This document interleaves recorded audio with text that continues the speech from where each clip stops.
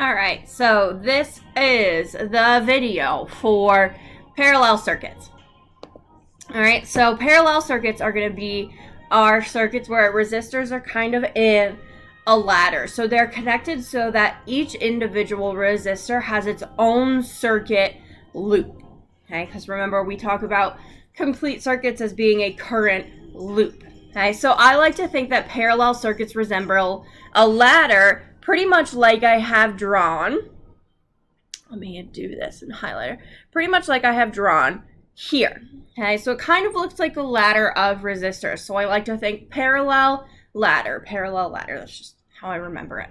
Okay.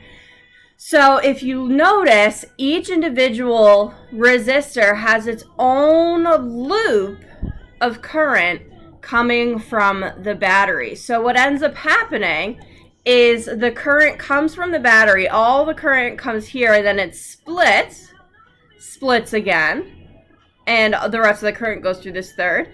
Then the current meets back up, and all the current heads back to the battery. So each resistor has its own current loop. Okay? And of course, Kirchhoff's loop rule about voltage and Kirchhoff's junction rule about current, along with Ohm's law, all still apply. So this circuit that I have drawn here has 3 possible current loops or paths, and that's going to help me figure out the equations for this circuit, just like we did with series circuits. So let's talk voltage first. So we know that in any circuit, energy or voltage has to be conserved, meaning whatever energy the charges leave the battery with, they have to return to the battery with 0. So no matter what path they go through, 1, 2, or 3, they essentially have to lose all of their voltage in that path, because they're only going to take one path. They're not going to like double back and go backwards through a resistor. That doesn't make any sense. It's not like you would run a race backwards. You'd run into a lot of angry people. So in these cases, the current is really only going through one resistor in any of the individual paths, which means in that resistor, all of the voltage has to get used up. Because remember, we're not going to double back and go through multiple resistors. We only go through one in this parallel circuit because we have one of 3 loops to choose from. Can't go through multiple loops. So the energy has to be conserved, and the charges are only going to travel through one loop before returning to the battery. So what that means is the voltage gained in the battery has to be used in that single resistor. Okay? It has to be used completely in that single resistor. So that means the voltage across each resistor ends up being the voltage of the battery. So our equation for voltage for parallel circuits is V battery equals V1 equals V2 equals V3. Pretty easy. Actually, kind of very similar to our current in the series circuits, where the current is the same all the way around. Okay? So because we have many loops and only one resistor in each of those loops, we have to use up all of our voltage in that loop, which means the voltage in each of the loops equals the voltage of the battery. Okay? So now let's talk current. So as I talked about before, all of the current from the battery comes and then splits and splits and splits, and then it joins back together. Okay? So all of the current can't go through all of the loops, right? That wouldn't conserve charge. If you had I total going through every single resistor, you'd have like 3 times the amount of current than you actually have. So it's not going to conserve charge. And charges aren't going to go through multiple loops because that would mean charges are going backwards. And again, you're not going to run a race backwards, so we can't have backward charges. So instead, the current splits at every junction. So what's a junction point? Well, any place where a bunch of wires meet up is a junction point. So the current splits at those 2 junctions and then comes back together at those 2. Okay. Boop, boop, boop. Just erase those. Okay. So we split at every junction point, and the amount that goes in one direction or another is based on resistance. Remember, current prefers the path of least resistance. So the resistor that has the lowest resistance gets the most current. The more resistance in a branch, the less current. Now, we're not going to get to a point where the resistance is so large that the current is zero. There's always going to be some current. It's just going to be just a little bit. Okay? So what ends up happening is the current ends up splitting 3 ways. Okay? But that total 3-way split still has to equal, in order to conserve charge, the amount of current coming from the battery. So our equation for current for parallel circuits is I battery equals I1 equals I2, where I1, I2, and I3 are the amount of current going down those individual branches. So you can think of anything with a subscript as like an individual value for that specific resistor, or in this case, branch. Okay. All right, so we have to conserve charge. So as the charge splits, it gets conserved, or as the current splits, it gets conserved, which means that the sum total of the essentially split currents has to equal the total current from the battery. All right, so now let's talk resistors. This is where things get a little bit funky with parallel circuits. Okay, so again, we're going to use Ohm's law to help us figure out how to calculate that equivalent or total resistance. So remember, equivalent resistance is if I wanted to replace these 3 individual resistors with just one resistor, but still have the same amount of total current running through the circuit. Okay, so it's called equivalent resistor because it's the resistance that is equivalent to those 3. I often call it total resistance, because total just makes more sense to me. So we're going to use Ohm's law to help us figure out equivalent or total resistance. Now, we want to use Ohm's law such that something in the equation cancels. In series circuits, the something in the equation that cancels was current. So we substituted in to the voltage equation. Now here, because all of our voltages are the same, we're going to substitute Ohm's law into the current equation. And then from there, cancel out all the voltages. Okay. So I'm going to write out all my individual currents using Ohm's law. So I battery is VBAT over REQ, I1 is V1 over R1, again, making sure that all of my subscripts match. So we already talked about why the current equation is I battery is I1 plus I2. Okay, so we're going to substitute in all of the equations that I have written above that are really just rearrangings of Ohm's law. And then remember, V battery is V1 is V2, so they all can cancel out. And when I do that, what I'm left with is my equivalent resistance equation, which is definitely kind of weird. So it reads 1 over the total resistance is 1 over R1 plus 1 over R2 plus 1 over R3. So I'm essentially adding the inverses, and that gets me the inverse of the equivalent resistance. Whew! So to find the equivalent resistance, you invert the sum of the inverses. Now, what a lot of students do incorrectly is they'll add up this right-hand side, and they'll usually get a decimal because you're adding a bunch of inverses, and they'll assume that that's the equivalent resistance. That's not. That's the inverse of the equivalent resistance. So what you have to end up doing from there is then invert that number. So a button that's going to be really, really helpful to you when you're using this equation is the x to the negative 1 button on your calculator, because x to the negative 1, remember, is 1 over x. Okay, so let's say we had 3 resistors in parallel. We had a 30 ohm, a 20 ohm, and a 50 ohm.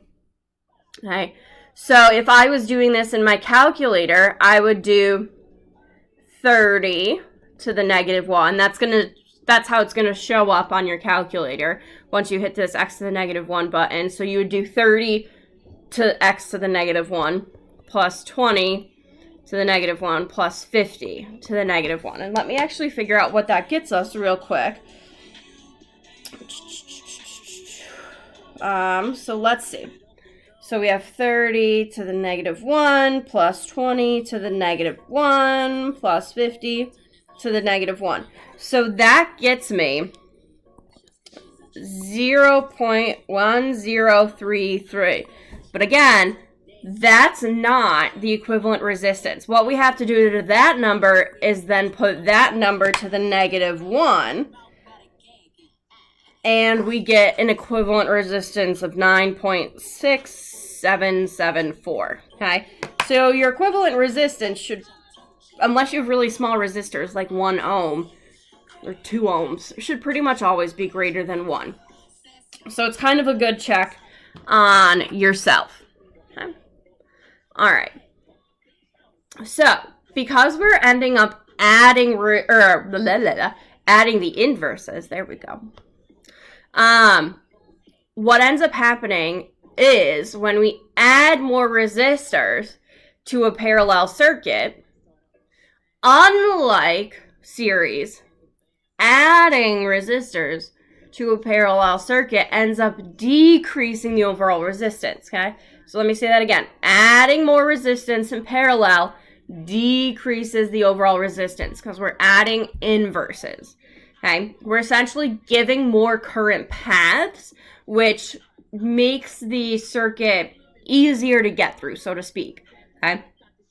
So because there's less resistance with more resistors, we end up getting more current drawn from the battery because, again, current and resistance have an inverse relationship. So if we decrease the current, if we decrease the resistance, we have to increase the current because the voltage from the battery is going to stay the same. It's the same battery, okay? So again, like I said, this makes sense because the more current loops there are, that should require more current, right? If there's more loops to travel through, we should have more total current, because remember, current is I1 plus I2 plus I3, but then if we add in an I4 and an I5 and whatever, we get the same. Now here's the weird part. The voltage from the battery and the voltage across each resistor is not going to change, okay? So the voltage from the battery and therefore the voltage across each resistor is not going to change. Because no matter how many resistors there are in parallel, the voltage used in that resistor still has to equal the resistance in the battery. Oh my gosh, the voltage in the battery. There we go. So, neither will the current. So meaning the current across each resistor isn't going to change. So even though we're adding resistors to our parallel circuit, we're going from 3 to 4 to 5 resistors in parallel, the voltage across each individual resistor remains the same. And if the voltage is the same and the resistance of each resistor is the same, then that means the current down each branch is going to be the same. Okay, so like I said here, if V and R are the same on a branch and V equals IR, then I must be the same. Okay, so even with a change in I battery. So even as we add I4, I5, I6, I1, I2, and I3 are still the same. We're just increasing the overall resistance from the battery, increasing the overall current from the battery, but the individual currents remain the same. That's what's super weird about parallel circuits, is even as we add or subtract resistors, the individual branch current, the individual branch voltage, all remains the same. So it's like the total doesn't affect the individual in a parallel circuit, which the opposite is true in series. So that's what's kind of weird about series and parallel circuits, is they're kind of opposites of each other in a way. Okay.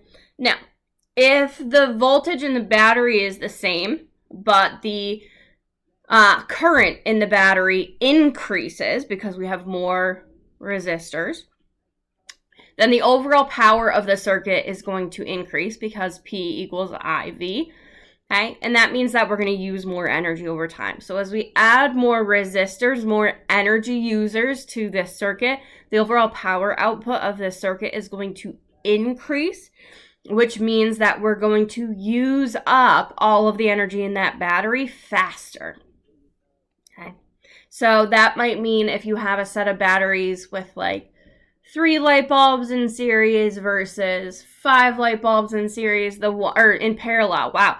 So 3 light bulbs in parallel versus 5 light bulbs in parallel. The one with 5 light bulbs in parallel is probably going to stop working first because the battery only has a set amount of energy, right? A set amount of chemical reactions that can occur to give electrical energy to the electrons in the circuit. So that would, the 5 bulb circuit would run out of energy first. Okay. So since I talked about light bulbs, let's talk about light bulbs in parallel. So let's say that I have 2 circuits, one with 2 light bulbs in parallel, and that's circuit A, one with 3 light bulbs in parallel, and that's circuit B. So all of the bulbs are identical, which means that they have identical resistance. Okay, so B has less overall resistance and more overall power output. What's crazy is the brightness of the bulbs is all the same, meaning all of the bulbs in B are just as bright as all of the bulbs in A. Okay, the reason being is because, remember, like I said, changing the total amount of resistors in a parallel circuit doesn't affect the individual bulbs. Okay? And the power output and therefore the brightness of each individual bulbs are based on these equations. So we know, let's say, let's not even think about current since that's the total value that's changing. We know that the voltage across each of those bulbs is going to be the same because it has to be. And we know that all of the bulbs have identical resistances. So according to P equals V squared over R, they all have the same power output, which means they all have the same brightness, which is crazy. Okay? So the brightness of those two actually doesn't change. The brightness of the bulbs are all the same. Now, as a whole, B is going to look brighter because there's 3 bulbs instead of 2. That makes very logical sense. But each individual bulb is going to output the same amount of light energy. Okay. All right. So, one thing to think about as well is that when a bulb is unscrewed in parallel, so let's say we get rid of this middle bulb in B. Okay. When a bulb is unscrewed in parallel, the rest still are going to stay lit because they're still closed current loops. So even if we got rid of this center bulb in B, the current can still go through that first bulb and still go through that third bulb. It's totally fine. Okay. We still have closed circuit loops. Okay. A common misconception, however, is that the other bulbs, when we unscrew one, are going to get brighter as a result of being unscrewed. Again, not true. For the same reason that we talked about above, the voltage and the resistance is still the same down each of those individual paths, which means the power output of the bulbs is still the same. So the brightness of all the bulbs is the same. Even if we unscrew 2 in circuit B, bulb 1 here, still just as bright. Doesn't really get any brighter. Okay. All right, and then as a reminder, B has more power drawn from the battery and therefore is going to run out of usable energy first. So that's kind of what I talked about before with the 3 bulb circuit versus 5 bulb circuit. All right, so now let's get into some VERP tables. Okay, so again, we use our VERP tables to help us solve our parallel circuit problem. So let's say we have a 60 volt battery with 3 30 ohm resistors in parallel. Now, this is actually the easiest parallel circuit you could get because all the resistors are the same, which means they're all going to have the same current because they're all going to have the same voltage. So they're all going to have the same power, and it's actually very easy to figure this circuit out. Okay, so again, in our VERP tables, we start with what is known. We start with the fact that we have a 60 volt battery and we know all of the individual resistors. Okay, so the easiest thing for us to fill in is whatever value is the same for this circuit. Since it's parallel, all of the voltages are the same. So the first thing we're going to fill in is that V1 is V2 is V3. So we fill in all the 60 volts. Okay. Then we know that V1 is I1R1, V2 is I2R2, and V3 is I3R3. Right, so we can find each branch current. Now, like I said before, since each of the branches have a resistance of 30 ohms and they each have a voltage of 60 volts, the current down each branch is going to be the same because there's no greater or lesser resistance, so they all draw the same amount of current. So we can do Current is voltage over resistance. We do that 60 volts divided by 30 ohms, and that gives us a branch current of 2 amperes, or amps, each. Okay.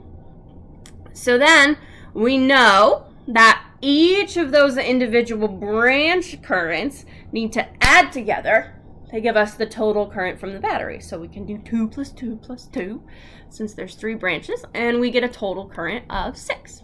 Okay. So then we can find the equivalent resistance using Ohm's law. Since we know the V battery and the I battery, we can find our total. And then we could verify it with the resistance equation. So it's not like you need to use that complicated resistance equation in a situation like this. There's always kind of a way around it. Okay. So using Ohm's law, we would just do 60 volts, right, over 6 amps, and that gives us a total current, or wow, a total resistance of 10 ohms. Okay, so all 3 of those resistors combined gives us a total resistance of 3 ohms. Now let's make sure that makes sense with what we know. So we can verify, right, built-in self-check with this equation. So 1 over 30 plus 1 over 30 plus 1 over 30. They all have common denominators already, so I can just add the tops. Remember, when you're adding fraction, the bottom stays the same. Once it's common, you just add the tops together. So I get a top value of 3 over 30. That's not my final answer because that is 1 over REQ, so I can flip both sides. Okay, so REQ is then 30 over 3. 30 divided by 3 is 10 ohms. Hooray! And then what I can do is calculate the power for each. Okay? Now, when we calculate the power, we see that the power output for all of these bulbs is exactly the same, which is what we would expect based on what we just talked about. Right? If all of the resistances are the same and all of the voltages are the same and all of the currents are the same, we should get the same power output. Okay? Meaning, if we were to, say, measure the temperature of these resistors, they would all have the same exact temperature. Okay. All right, so let's look at a slightly more complicated one. So let's say we don't know the voltage of the battery. We do know our individual resistors, and we know that we have an ammeter reading of a half an amp. Okay. So in my table, I can fill in all the resistances. Now that ammeter reading is on the branch of the 3rd resistor, which means that ammeter is measuring I3, the current through that 3rd resistor. If the ammeter was on this branch, then it'd be I2. If it was on this branch, then it would be I1. If it was not on a branch and rather closer to the battery, then it'd be I total. Okay, so I can fill in that half an amp, okay, right there. All right, so then the first thing I can do, and this doesn't necessarily need to be the first thing, a lot of the steps are kind of interchangeable. Like I could find the voltage through resistor 3 just as easily. Okay, but for whatever reason, when I was making these notes, I was like, I want to find a resistance first. So that's what I did. So we're using the total resistance equation. 1 over REQ is yada, yada, yada. But this time, unfortunately, we do not have a common denominator. So we need that.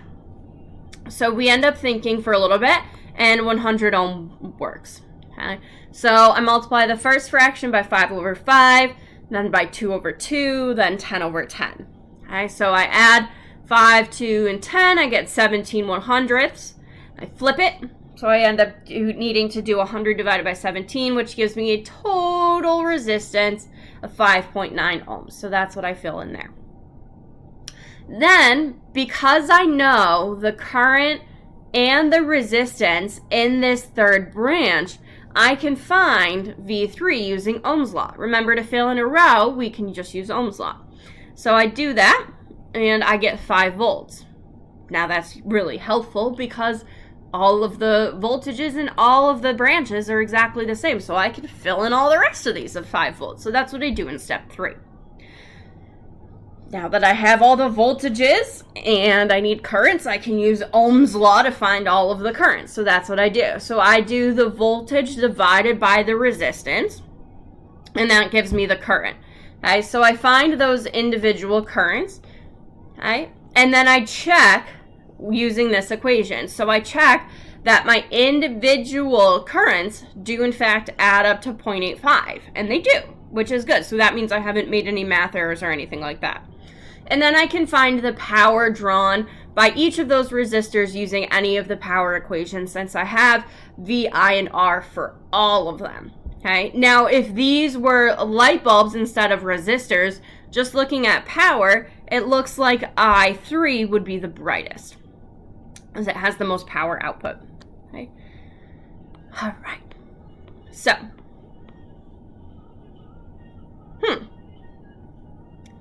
I think I'm missing a page. I am missing a page! Oh no! Guys, I'm missing a page. Okay, hold on one second. Okay. I knew I was missing something. Alright, so the last thing.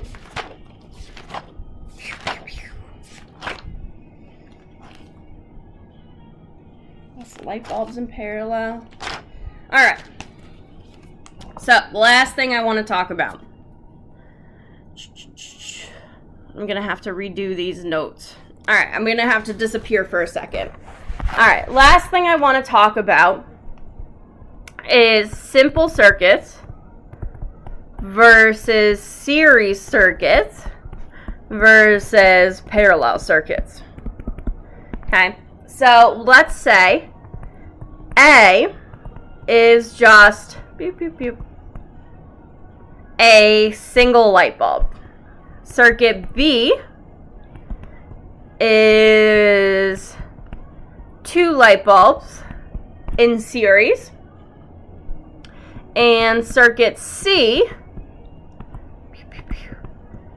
is 2 light bulbs in parallel. Okay, so all the light bulbs have the same resistance, and the V battery is the same for each as well.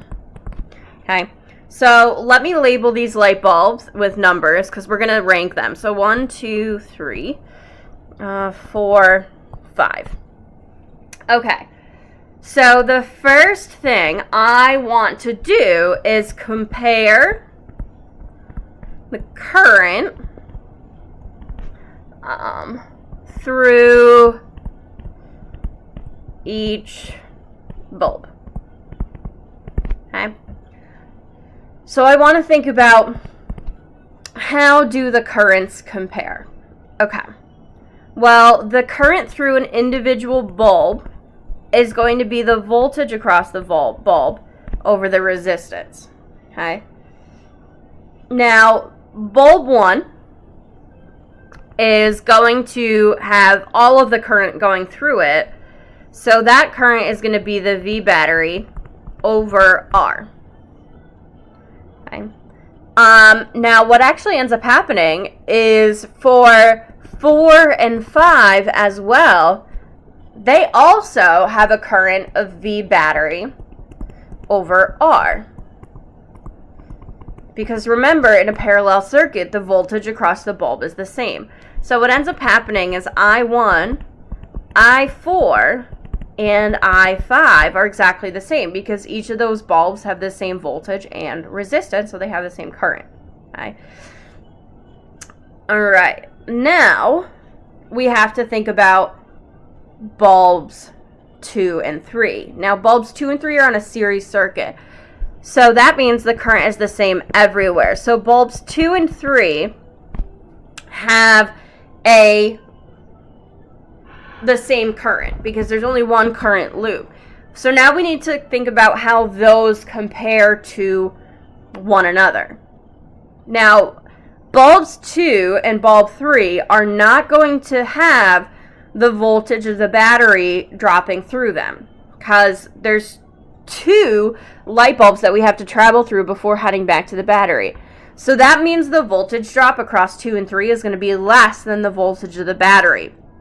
So because that voltage drop is going to be less than the voltage of the battery, this numerator here is going to be smaller for I2 and I3, which means we're going to have less overall current. So I1, I4, and I5 end up being greater than I2 and I3. Okay? It's because I2 and I3 do not, or bulbs 2 and 3 do not have as great of a voltage drop as bulbs 1, 4, and 5. Okay. So the second thing I want to talk about, which we've actually already kind of talked about, we want to compare the voltage drop for each bulb. Okay. Now, we've already talked about how V1, V4, and V5 are all going to be the voltage of the battery. So the reason why is because bulb 1 is the only resistor, essentially, in that circuit, so it has to use up all the voltage of the battery. Similarly in C, because they're in parallel, each loop, meaning 4 and 5, need to use all the voltage from the battery, so they all have the same voltage. Okay. Now 2 and 3, okay, the voltage, V2 is going to be based on I2, R2. Since in a series circuit, the current is the same for both 2 and 3, and we know the resistors are the same, that means they're both going to have the same voltage drop. But it's not going to be the voltage drop from the battery, because that would not conserve energy. In fact, because there's two bulbs and they have the same resistor, bulbs 2 and bulbs 3 each use up half the battery from the voltage. So again, we kind of see this 1, 4, and 5 being greater than 2 and 3, which end up being equal to each other. Okay. So now let's compare brightness, or rather, nope, not voltage, power, for each bulb.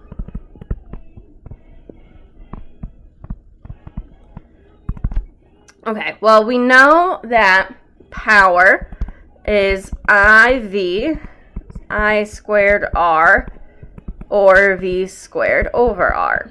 Since I've already compared current and voltage, I'm going to use this first one to help me determine how the power compares and the brightness compares. So, since I1, V1, I4, V4, I5, V5 are all the same, P1, P4, P5 are all going to be the same, meaning the bulbs 1, 4, and 5 are all going to be the same brightness. And they are going to be brighter than bulbs 2 and bulbs 3, which are equal in brightness to each other. Okay? So that's just based on the two things that I've already compared. Okay? Now, my last question is, which circuit runs out of usable energy, let's say first and last. Okay, so remember, running out of usable energy is based off of the total power. Okay, total power. Okay, so total power is going to be based off of total current and total voltage. Okay, so P total, V bat, essentially I bat. Now, all of these resistors are connected to the same battery, so that doesn't matter. So we just need to compare currents. That might be kind of tricky, so we can actually compare, this is V squared over Req. We could also compare resistance. The larger the resistance, the less power, because they have an inverse relationship. Okay, so if I was to think about total resistances, since C is in parallel, and I'm adding the inverses, the equivalent resistance of C is going to be the least, and the equivalent resistance of B is going to be the greatest. Okay, with REQA right in the middle. Okay, because A is just one resistor. So, of course, B has to be greater than A. Okay. So, with that in mind, I can rank the total powers.